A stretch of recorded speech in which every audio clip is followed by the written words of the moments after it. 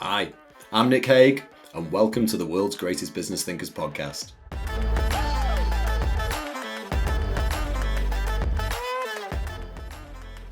Named by The Economist as the High Priest of Loyalty, Fred Reichheld is the creator of the Net Promoter Score, or NPS, and one of the world's leading experts on customer and employee loyalty. He's the best-selling author of 5 books on loyalty. He's a fellow at Bain & Company and founder of Bain's loyalty practice, which helps companies achieve results through customer and employer loyalty. His latest book, Winning on Purpose, reveals how NPS practitioners like Apple, Allianz, American Express, and Intuit have utilized this system to generate extraordinary results, and we'll dig deeper on some of these findings today. Fred is one of the most influential consultants in the world today, and having put loyalty economics on the map, we really are blessed to have him with us today. Before we jump into today's podcast, that I know you'll love, just a little reminder that in order to keep doing what we're doing, we need your help. All we ask is that you subscribe, follow, wherever you listen or watch your podcast, as it really does make a difference to getting our podcast found. Welcome to the World's Greatest Business Thinkers podcast, Fred. Pleasure to be here. Firstly, what an honor it is to have you on the podcast. I start every podcast with the guest introducing themselves to the audience. But in your case, Fred, I'm not sure it's necessary. But just in case there is someone out there starting out in the profession and they haven't come across your work, could you give just a bit of background to your prestigious career? Well, I joined Bain & Company in 1977 between years in business school. And since that time, have been focusing on business loyalty, the power of treating customers so they come back for more and refer their friends, understanding the economics, understanding ways to build and nurture loyalty, ways to track progress and link that to the economics of a business. So my whole career, almost 50 years now, has been dedicated to helping organizations understand the importance of earning loyalty and then building tools and metrics to help them achieve that. The most famous one is the Net Promoter Score, but my work started many years before that, just laying out the foundation of customer lifetime value and how to think about that, and how to measure it. Yeah. And we'll come to it later on, but you've probably gone full circle there because we talk about a new metric and earned growth as well, and how we can bring some of those metrics, so some of those financial metrics, back to help in terms of managing that lifetime value. Right. Yeah. I first read your book, The Ultimate Question. That must be over 19 years ago, and it shaped my thinking around not only designing customer satisfaction. Well, it was customer satisfaction surveys back then, but then they changed to customer loyalty, of course, through the NPS. But helping so many of my clients make strategic changes to become more customer centric. And I think the starting point for today needs to be to just talk about what that ultimate question is, and a bit of background to how the Net Promoter Score first came about. Sure. When we originally built out the loyalty economic model, we focused on retention rates as the best summary statistic. It's an exponential phenomenon, so it's counterintuitive. It's so powerful, more than you would expect. A small change in retention rates really explodes into impacts on lifetime value and profits. But retention rate was not a sufficient metric. It was too late. It didn't hold people accountable because the triggering event could have been in another department three years ago. Yeah. And looking for something more timely and practical. As much as I don't like surveys, I didn't have a better alternative, at least at that time. So we came up with the shortest survey in the world. It's one question and then one follow-up to understand why that you gave that score. And so that Net Promoter invention was based on rigorous analysis. We said, listen, what we really care about and trust are real behaviors that have cash flow implications, like repeat purchase, expanded purchase, referring a new customer that comes in. And we tested which question on a survey was the best predictor of those real behaviors. And it turned out with likelihood to recommend, how likely I'd recommend to a friend, was the best one question survey that was the best predictor of cash flow driving behaviors. and then not the score isn't. I mean, the whole thing about this is not the score. That just categorizes customers into you've enriched my life, you've diminished my life, basically, and in the middle of passives, I got what I paid for. Yeah. Um, that that sort of three-part worldview then informs there's action implications. You're gonna, it's not a research game. It's if you've created a promoter, well, I need to understand why and how that happened and do more of it. If I've just given somebody what they paid for, well, that's not a failure necessarily, but I certainly didn't build an asset that's going to drive my growth. And with detractors, that's a failure. You diminished a life. They didn't get what they thought they were paying for, and they're going to ruin your reputation and destroy your growth. Those have actions. You don't need to go into sophisticated higher level math or probability or statistics.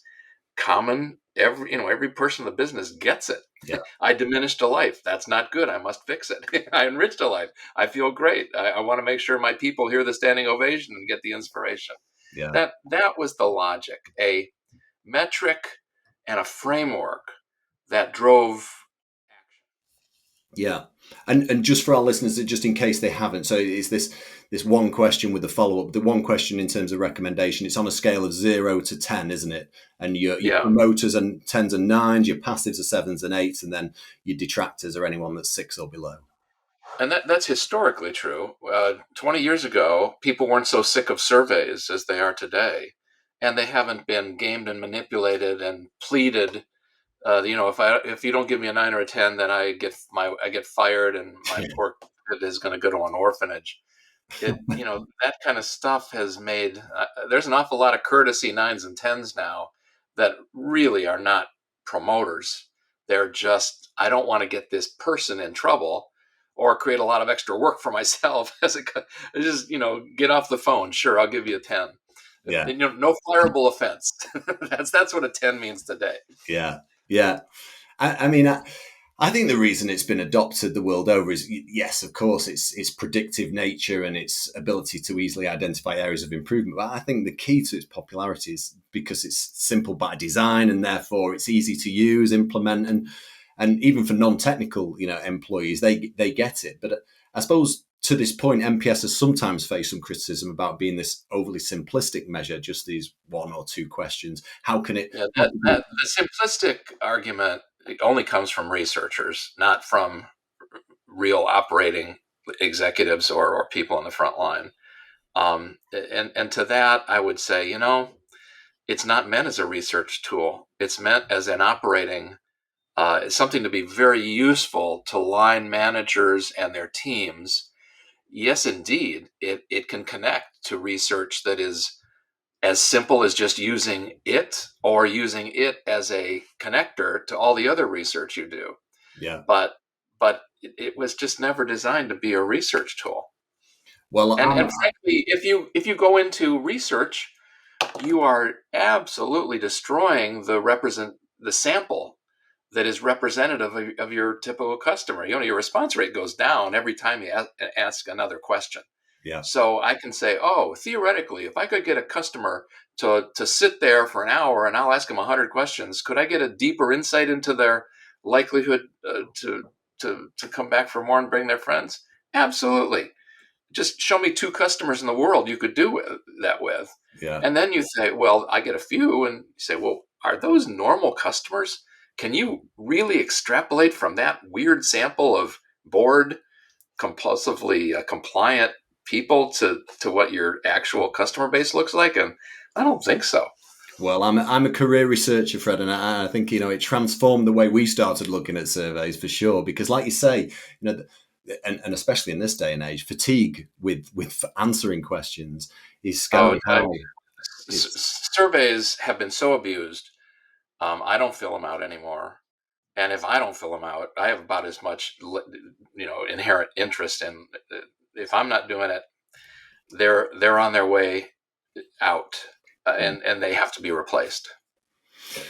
So, as a career researcher, I've designed long questionnaires. I've designed short questionnaires with two questions in. But when designing a survey, a set of questions to manage your customer feedback, companies can use different metrics, can't they? You know, we've got CSAT, customer satisfaction. Some people talk of customer effort score, NPS, of course.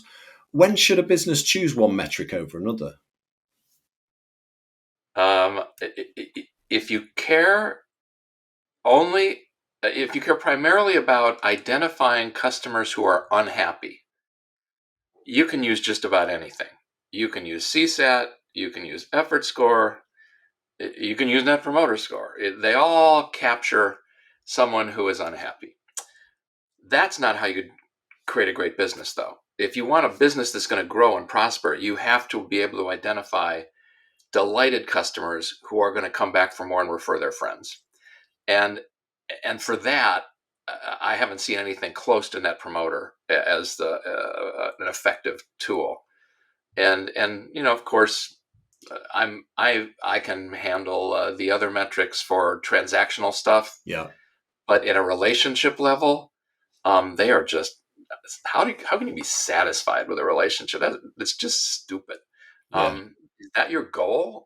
Just as enough, but not more than enough. That's what satisfying. Satisfying by definition means just enough, and that's almost counter to the philosophy of great businesses enrich the lives of their customers. And enriching the life of the customer means giving them more than enough, so much more than enough that they are going to tell their friends about it. yeah, yeah. I totally agree. And well, from my experience, I'd say the one time when I've seen questionnaires that have been designed, people using NPS in the wrong context, like you say, is when they're asking it to a specific touch point, i.e., they just received a delivery or they took a call from a sales rep. And in that instance, I'd always argue to use satisfaction maybe with that touch point in the customer journey as opposed to asking how likely someone would be to recommend a company on the back of a delivery, say. I think NPS, I've seen it used effectively for important touch points that drive a relationship, like yeah, an insurance claim. But for the more trivial transactional things like changing an address, I think it's pretty stupid asking likelihood to recommend. yeah. Yeah, yeah, I agree, and I think well, NPS it is the best metric, and that's why it's so widely used because you're looking at measuring that overall experience as opposed to that individual interaction with the customer. Well, and it's more, originally we focused on recommendation as the one question because it predicted behaviors. Over the years, I've come to understand why. Because when you recommend to a friend, that is a big signal. You're co-branding your personal reputation Mm, with this brand or this product, and that's a big deal. And it's more than it was just good value. It means I like the values that it stands for. These are good people. When they make a mistake, they're going to fix it. There's a whole range of emotional as well as rational economic dimensions wrapped up in recommendation that really are the important things. People don't. Most important decisions get made emotionally, and then you rationalize with the facts. I mm, think, and this it captures the emotional side quite nicely. yeah. I recently took my car in for a service, and the person that served me had a number 10 on his coffee mug. And while his colleague on the adjoining desk, they had a number 9 on theirs, on their mug. And I asked him what the meaning of this was, and he replied, I knew what he was going to say, but he replied, we only accept 9s or 10s when getting customer feedback. And, he went on to say, I'll be expecting that when you receive the survey later that day. And we've talked about it just before, but like my local car dealership, some companies start to gamify their NPS by selectively either surveying happy customers or pressurizing employees or customers to inflate scores. How can organizations prevent NPS from this becoming a vanity metric, say? If you turn any score, not just net promoter, but any score into the objective, because that's how you link to people's careers or their compensation, the score becomes the objective and bad things happen. I think the only way to stop it is stop linking it directly to people's compensation and their career progress, and make sure that it's used as a way for them to learn how to do a better job at earning more repeat and renewal purchases and referrals. Those are the real objectives.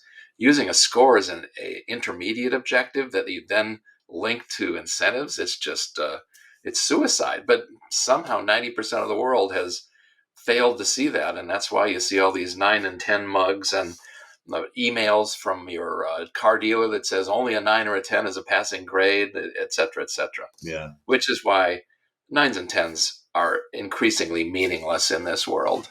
Yeah. Yeah. Yeah, and even to the point, I've spoken to customers about their data, and they said, oh well, that starting manipulating data, or they're not really a proper customer, or I've heard excuses like, oh, we already know that issue with customer X, and we're dealing with them separately, so we shouldn't include them in the analysis and things like that. I mean, it is Yeah, I crazy. think I think a better first of all, people obsess on score. They even forget about the second open text verbatim explaining why and how to get better. The So I suspect if you're going to continue to use surveys and think about defining a promoter, it's probably somebody who gives a 9 or a 10 and a rich verbatim comment that shows that they truly are a promoter.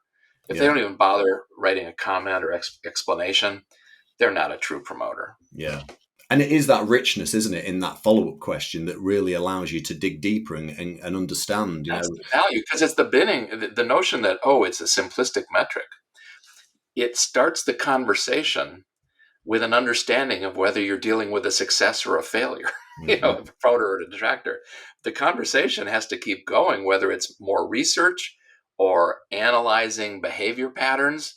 That I've never said that's the end of the conversation. It's the beginning. But a lot of people they're lazy and they'd like it to be the end of the conversation. Yeah. Yeah.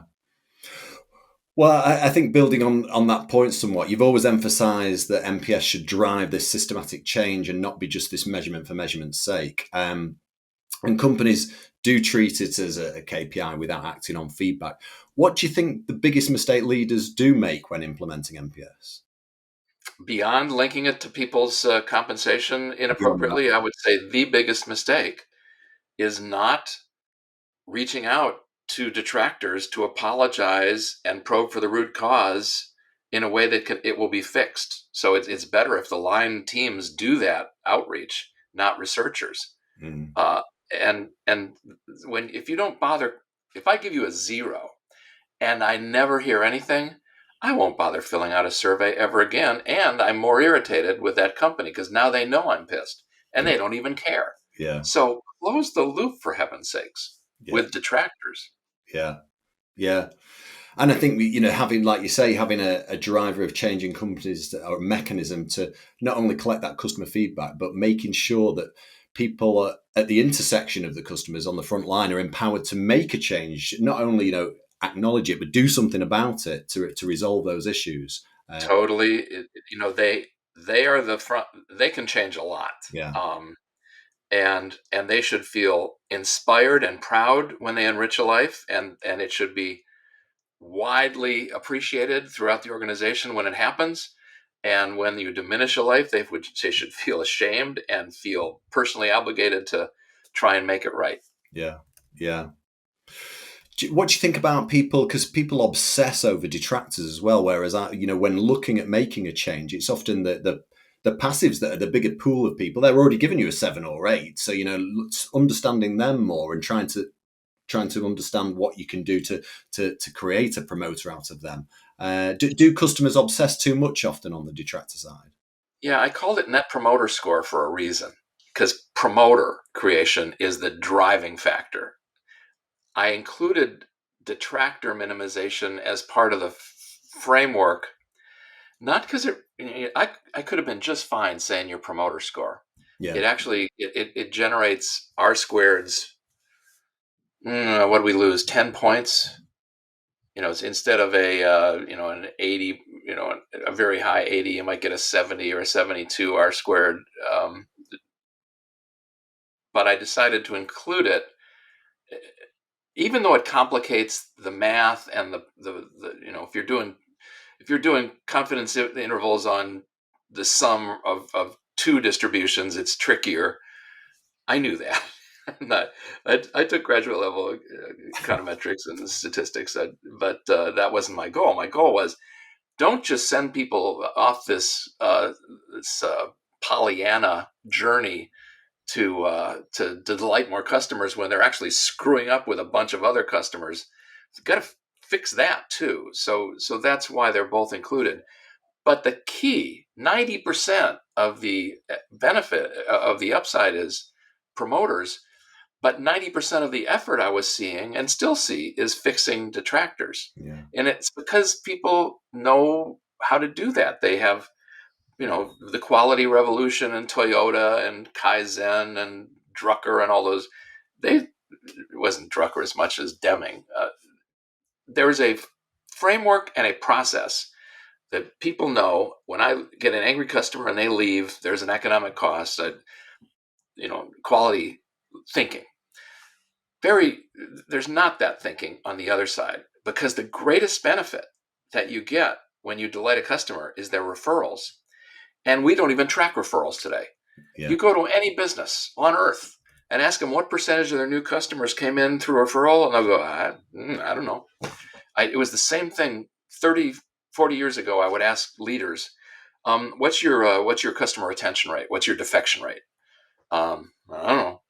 Now they sort of know that, Yeah. but they have no idea what percent are coming on referral, or even better, what percentage of all of your new customers this year, how many will generate at least one new customer through referral? Those are vital statistics, and the world doesn't understand them yet. Yeah. Yeah. My previous life was a market researcher in business to business sectors. And in some instances, you're surveying a key OEM customers for, say, Tata Steel, which was an example of a client of mine in the automotive sector. And they'd have less than 70 customers globally. Of course, there's multiple decision makers for each car manufacturer around the world, but I'm interested in your views, Fred, on whether you recommend or not to use NPS when customer bases are less than 100. When you've got a small industrial setting like semiconductor manufacturers, you don't ask how likely you'd recommend to a friend. You ask, how likely is it you'd recommend doing more of our designs with Intel or with NVIDIA? And you shape it, because it's recommending about what's the relevant behavior. It's share of wallet, and doing more or less of your work. A lot of industries, everybody works with everybody. It's just percentages that drive it. So you have to just adjust the question. But remember, the real objective of Net Promoter is, it's not a survey thing. It's a reality. It's enriching lives and delighting them so they come back for more and refer their friends. And in this case, referring means doing more. I get the same question on, oh gosh, Costco is everywhere. Why would recommend Costco? Everybody's heard of Costco. No, because it's a membership, man, and you actually have to join. And that's the point of recommendation, is becoming a member. I think most intelligent retailers will shift to a membership model. Same way Amazon has Prime. Yeah. That membership model gives you the thing that is actually referable and trackable. If you don't have that, no matter what industry you're in, and if you're a big ubiquitous brand, how do you know whether you're winning or losing with customers? Yeah. Yeah. Well, yeah. And as you well know, B2B markets are different. The interactions are more complex. There's these long drawn out value chains, suppliers, And manufacturers. referrals and references are 100 times more important in a B2B sense. When I developed this whole framework, it was based off what I saw within Bain and Company, which is a classic B2B enterprise level consulting firm. Everybody knows that you don't get one new client without a referral and a reference from other clients. Yeah.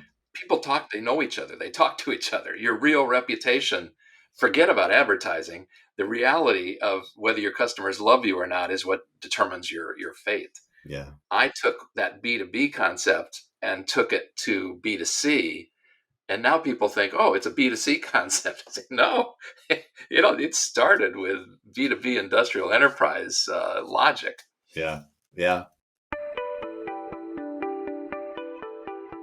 B2B Frameworks is a curated collection of proven business frameworks to to develop your strategic thinking skills, solve your biggest business problems, and unlock your next promotion.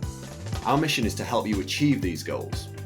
We want to create the next generation of successful business leaders by providing the tools and frameworks needed to create effective strategies that drive business growth. Each framework comes with a downloadable set of instructions with large, colourful diagrams and editable templates to guide you through the process step by step and prompt you to consider the problem from every possible angle. Along with audio guides and educational tools, our extensive content library is full of real-world examples and case studies of strategic thinking in action. So why learn with B2B frameworks? We've carefully curated only the most effective, proven business and marketing frameworks. Our downloadable materials and audio guides will help you easily apply each framework. And the insights and advice you'll find across the site are based on 30 years of consulting experience from one of the world's leading business strategy experts, Paul Haig. B2B Frameworks is a small investment to advance your career or grow your business. Start your journey to becoming a successful business leader by joining B2B Frameworks today. Well, you've worked with some of the biggest global brands in the world, whether they're B2C or B2B. You've just mentioned Costco there, Apple, Enterprise, Chick-fil-A, examples of companies that you mention and you know very well through embracing this purpose that's far more inspiring than just profits or growth. And you write about this in your book, Winning on Purpose. Which company would you say is the best example that really embodies that, delivering this sustainable and profitable growth through really just putting the customers at the heart of everything that they do? I cite over a dozen examples in Winning on Purpose, my last book. I have a hard time saying one is the best.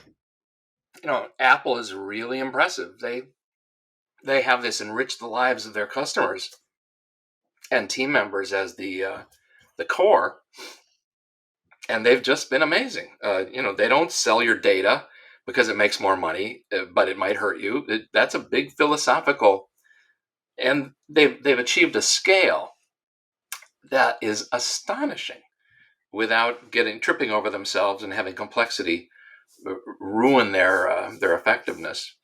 But then there are smaller businesses. I'm on the board of a company called First Service, which has consumer brands like California Closets and CertaPro Painters, it's the largest painter in North America, as well as business-to-business lines, whether it's fire control or repairing people's homes and factories after floods. It's just a wide set of businesses. But the philosophy is this idea that you have to earn the loyalty of your customers. Don't send out expensive salespeople to go knock on doors. Earn your new business by delighting your existing customers. And if you look at the stock market returns of First Service, which is in all these businesses that a lot of people would call commodities, they've grown their return to investors over 25 years, similar to what Apple and Amazon have done. Yeah. So I love that example because it proves that even in what other people would consider a commodity, simple, low margin business, when you focus on enriching the lives of your teams and your customers and reward them appropriately, that makes for a great business almost anywhere. Yeah. Well, yeah, and you talk about earning emotional commitment. I subscribe to your newsletter, and it dropped in my inbox just yesterday, talking about Delta Airlines and the way that they've turned things around. Over the 20 years since they were nearly bankrupt and merged with Northwest Airlines. But I suppose that there's so many companies that you. I think they didn't all the airlines have to declare bankruptcy after 9/11 and fresh start? Yeah, true. I mean, it was tough.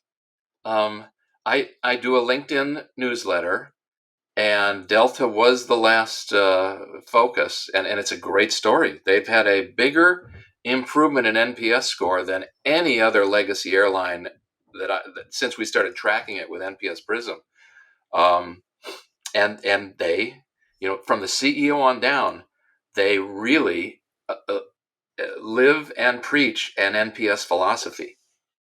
Yeah, yeah, and I think just some, you could, I suppose, there's always these examples, but what I really like is these, the fact that they're building on the employee side of things, which obviously feeds the customer interaction, but it's the personal touches as well, isn't it? It's making sure that you stay invested, you're looking, handwritten notes to passengers.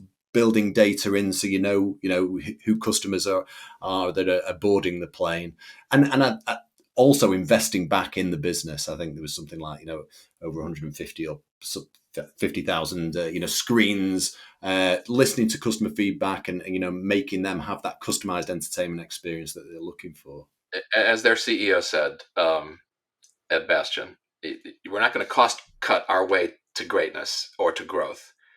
But because of the accounting mentality of most executives, or maybe it's enforced on them by Wall Street, um, they just do stuff that is so short-term oriented, and it destroys long-term relationship building.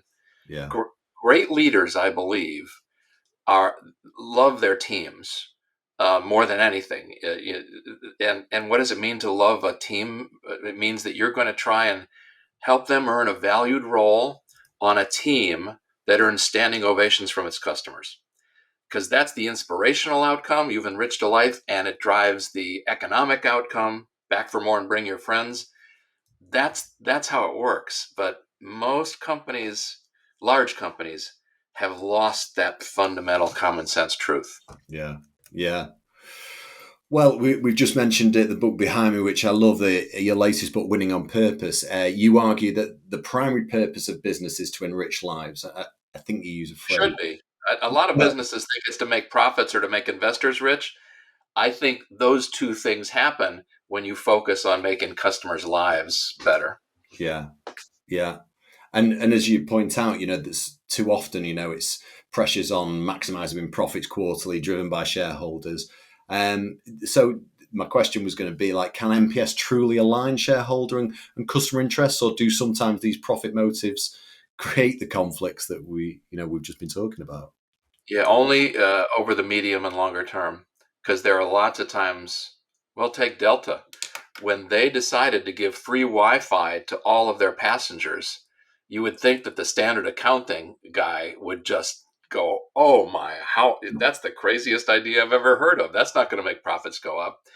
But if you think a little bit longer term, where the only really way to grow your profitable customers is by delighting them at least every once in a while, this turns out to be a very efficient way. It's an investment, but it delighted more customers. So Delta's growing faster, but they're pricing at a higher level. So their price realization per seat is like 15% higher than the competition. It's crazy, and you don't get that unless you're investing in delighting customers. And I think the short-term quarterly focus on accounting cost and accounting revenue is one of the greatest evils that we're and maybe the governance structure of public companies, where shareholders who are churning their shares at 1,000% a year have the same right to vote in a governance as a 20-year shareholder. That's just a stupid system, Yeah, and it's forced us into very short term um, motivation, and you're going to have a hard time getting people to take the right path. It obviously works. The Costcos and the Deltas and the Amazons and the First Services, the Apples, they're crushing it, both in the short and the long term. But there are quarters where they have made decisions that did not help the next quarter, yeah, but they were the right thing to do if your North Star was making sure you're putting your teams in a position to enrich the lives of customers. yeah. I read the survey. You reference it in the book, but the survey findings I dug out from Bain that showed that only 10% of business leaders believe that the primary purpose of their company is to maximize value for their customers. And it's crazy to think that in this day and age, Isn't companies. that a scary world? Yeah, I mean, I've been lucky enough to hang around with leaders like Scott Cook, chairman at Intuit, which is a big success story. It's a financial software, Yeah. tax accounting software. TurboTax is one of, I guess, their most famous brand at this point. Um, but he says, Fred, we don't deserve $1 of profit until we've solved the customer's problem. That's the right priority. I mean, why should you get any profit if you haven't made the customer happy? And that philosophy is, I think, at the core of all great leaders. Yeah, absolutely. The subtitle of Winning on Purpose is about loving customers, and if love underpins of all real success, what does it actually look like when business is tested? Layoffs, crises happen, with COVID or something like that. Have you got any examples you can share on how companies have really embraced this and focused on enriching customer lives, no matter what the circumstance? Well, Delta, what did they do? And the airline is a tough business, right? It's low margin, returns have been challenged. Big fixed cost asset with variable demand. It's a tough one.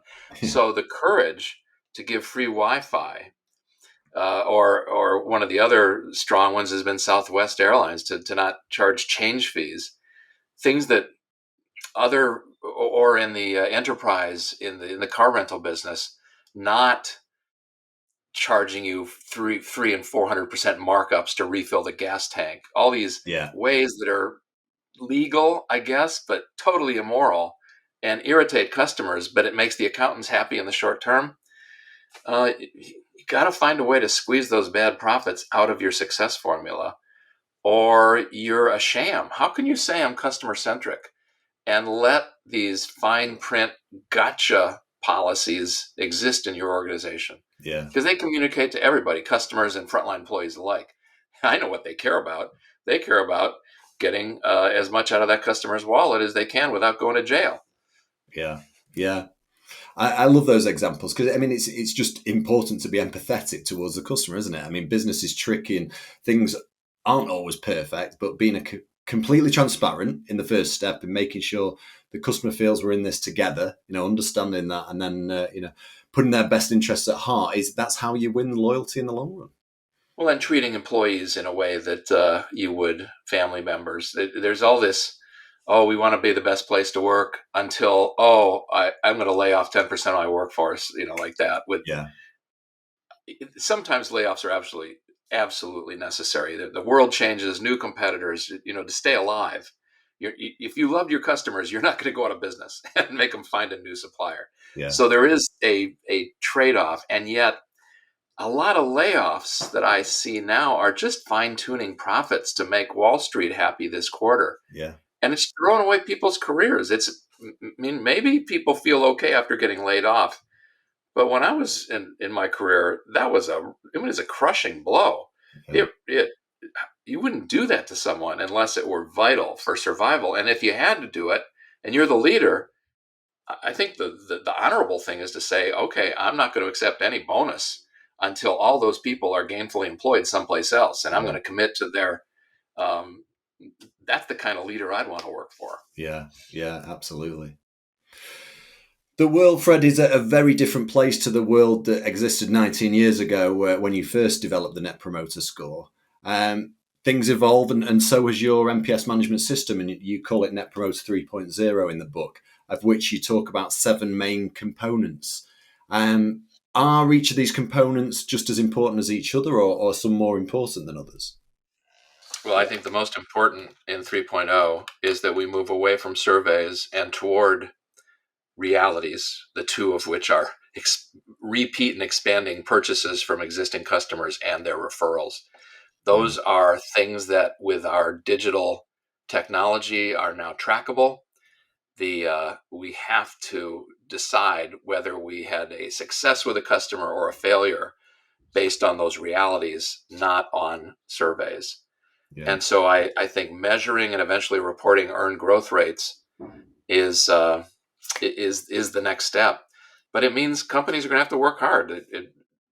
Repeat and expanded purchase, which I think most people would call net revenue retention, that's not rocket science. That just takes discipline, and it requires internal data. It's very hard to do from the outside in. Just have to convince companies to keep track of that and know what is a success. The more challenging one, and I actually, now that I've had more experience, it's the most important one, is referrals. I used to think referrals were icing on the cake.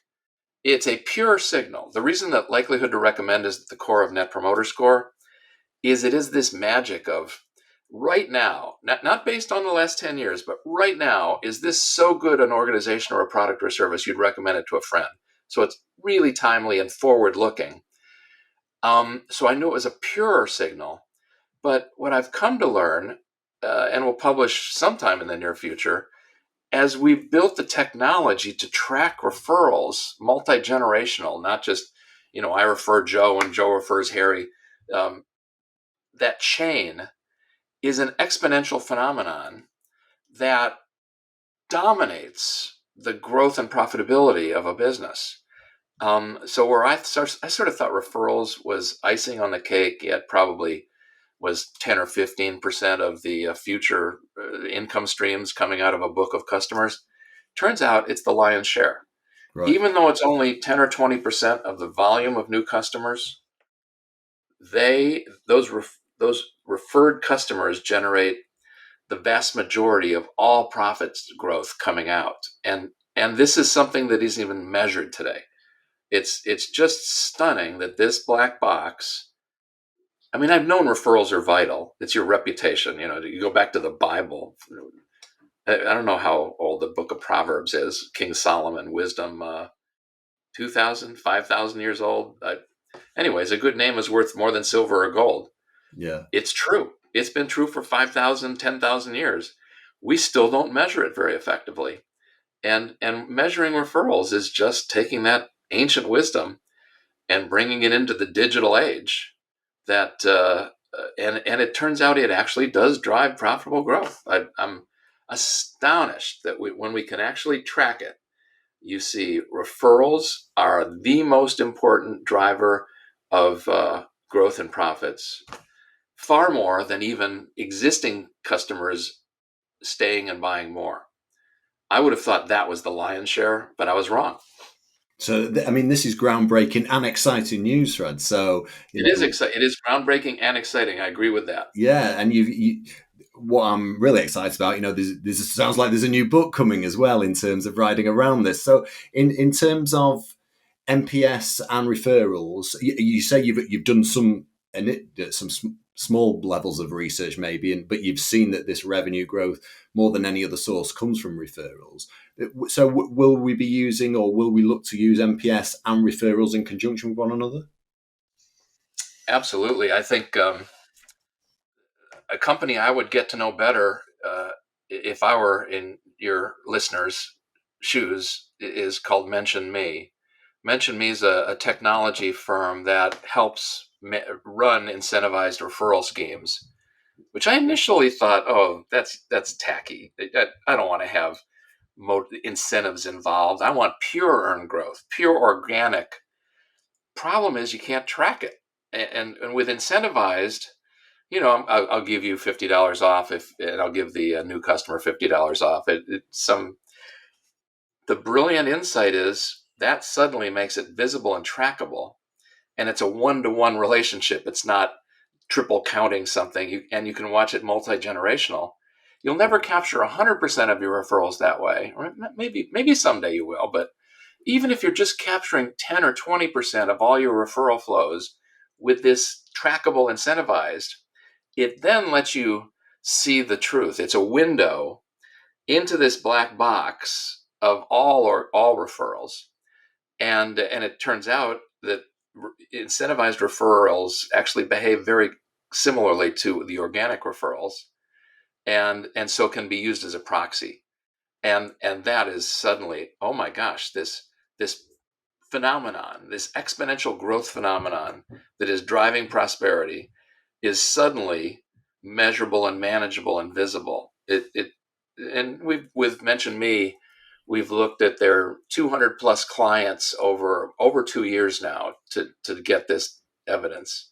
Some of their clients have been around 6, 7, 8 years, 10 years. So we have that length of time on a few customers.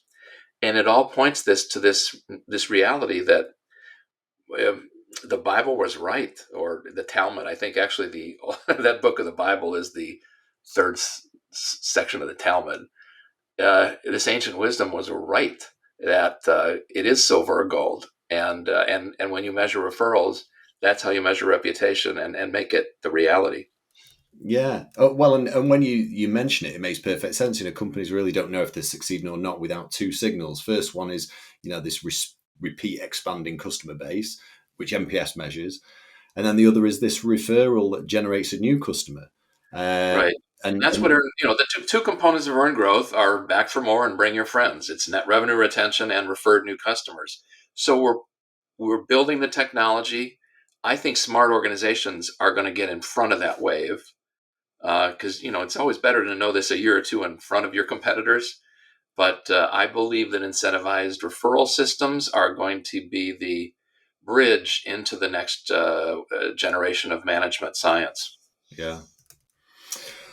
Well, to conclude, Fred, I'd like to finish on questions I ask all my guests. So, questions from previous guests, questions from the listeners. So, firstly, a question from my previous guest, Greg Fisher, who's Professor of Entrepreneurship at the Kelley School of Business. And Greg asks, are there any other areas in business where we could use a very simple tool like NPS that could collect actionable data that would potentially transform how we manage a business area like we do with customer loyalty? To be honest, I have a hard time coming up with anything more important than referrals. If there is one, it's a more precise measure of referrals. I think the two metrics that I will want to see are what percentage of your new customers came primarily as the result of referral, and for every new customer that comes in the door, how many new referred customers gets generated.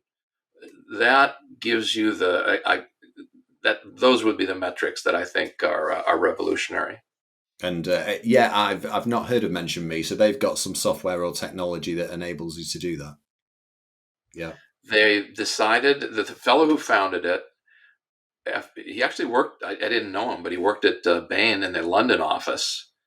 Out of I think he went to University of Cambridge, one of the schools, one of those, either Oxford or Cambridge, and then went to Bain. Then he went to get his MBA, and then eventually became an executive for HomeAway, sort of the Verbo of Europe, the yeah, rental. And he saw that referrals were everything. Guests were dominant. They would go to reviews, and referrals were driving everything. And then he decided to build Mention Me, making this referral technology available to all businesses. right. Okay. Well, I'll definitely be looking them up after this recording. A couple of questions from our listeners now. So, Filiberto Amati from Poland asks, "What's a common misconception about NPS that you'd like to correct?" That the score is the objective. That somehow people have forgotten that it's a tool to get you toward enriching more lives and diminishing fewer. And that we already talked a little bit about this overemphasis on fixing detractors when most of the upside comes from generating more promoters. Yeah, That's the greatest issue. yeah. Secondly, from Saket Kandanwal, he's from India, and he asks, has Fred read How Brands Grow by Byron Sharp, and what are his thoughts on the fact that Byron says the findings for NPS and aligning it to growth are a fake science? No, I haven't. I'm not familiar with him. But he's not alone. I've had hundreds and hundreds of people saying this is just crap, fake science, pseudos. People get really threatened when their worldview is challenged.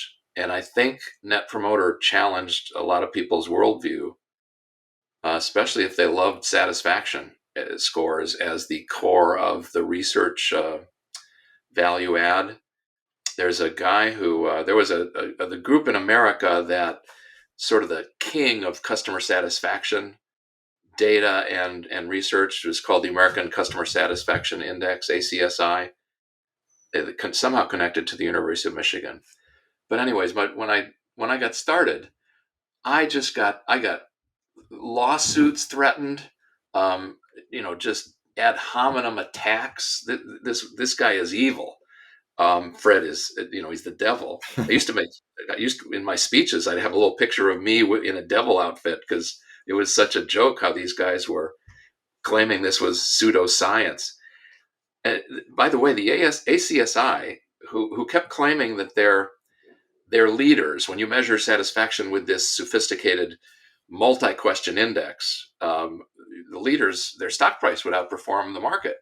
And he started like a mutual fund. It's called an ETF, exchange traded fund, but now it's publicly listed. And 8 years later, it's a horrible performer. I wrote a LinkedIn release on it last week because I asked my AI tool, ChatGPT 4, by the way, how did this ACSI ETF perform versus the index funds, where it's mediocre? And it was way below. You would have made close to twice as much money just investing in an index fund than you have investing in the satisfaction ETF. So I'd say that's pretty strong evidence that that's fake science. Yeah. Let's apply that challenge to NPS measured carefully, apples to apples with an NPS prism kind of rigor. I showed in Winning on Purpose that when I published the ultimate question, it listed the NPS leaders. Let's just look at their stock price performance versus the market over the subsequent 10 years. They outperformed the stock market. They almost tripled it. They made me a wealthy man because I've invested. I mean, that's where most of my net worth comes from, is investing, not from giving speeches or writing books or even consulting. So, define fake science for me is what I'd say. Well, the proof is in the pudding, therefore, isn't it, Fred? So, The proof it is in my private jet. so who would you like me to reach out and invite to come on this podcast in the future?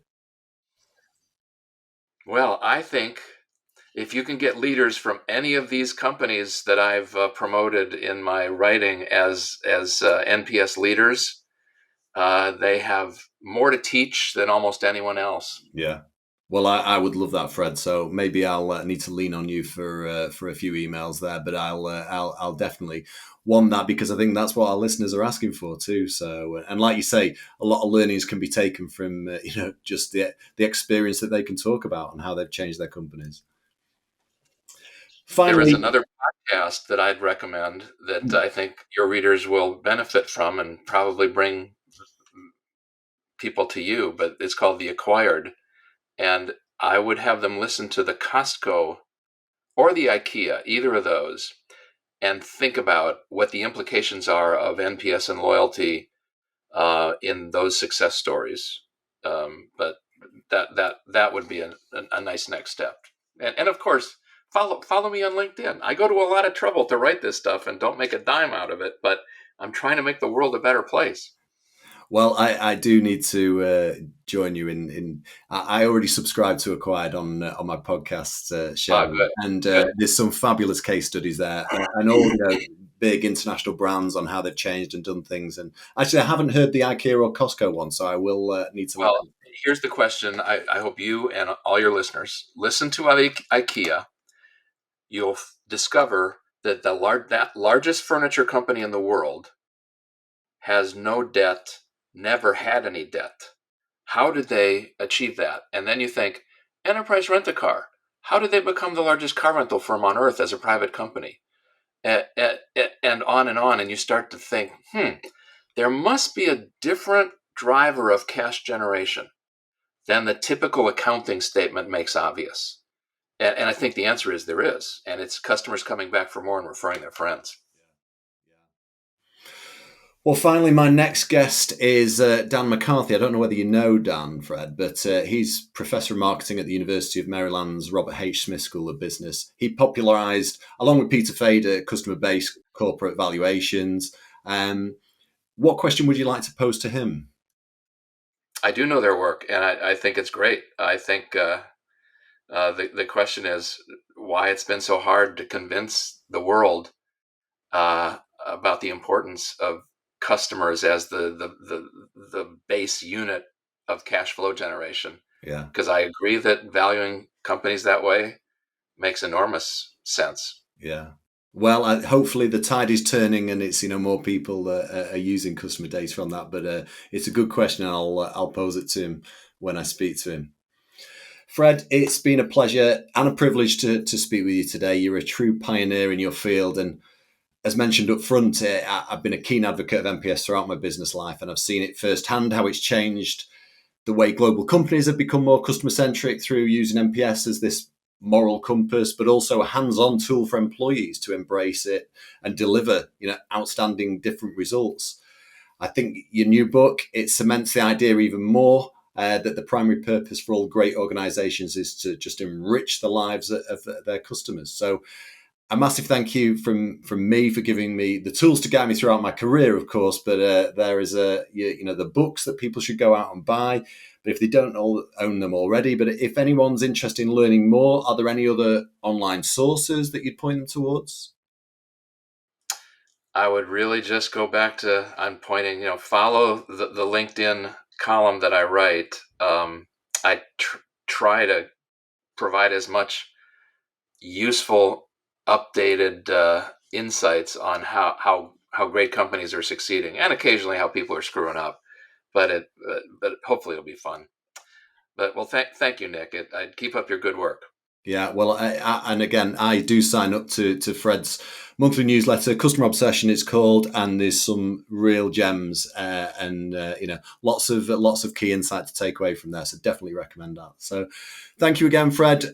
Real privilege, and hope our paths cross in the future, especially if there's a new book lined up. I'd love to have you back on the show to talk about that. All right, it'll happen then. Thanks, Fred. Take care.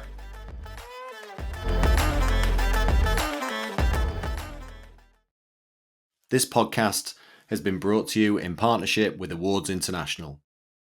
Awards International is dedicated to running successful business awards programs and conferences. Founded in 2008 by Don Hales and Neil Skihel, the company's core mission centers on honoring and celebrating exceptional achievements in customer and employee experience, but also in overall business excellence across diverse sectors.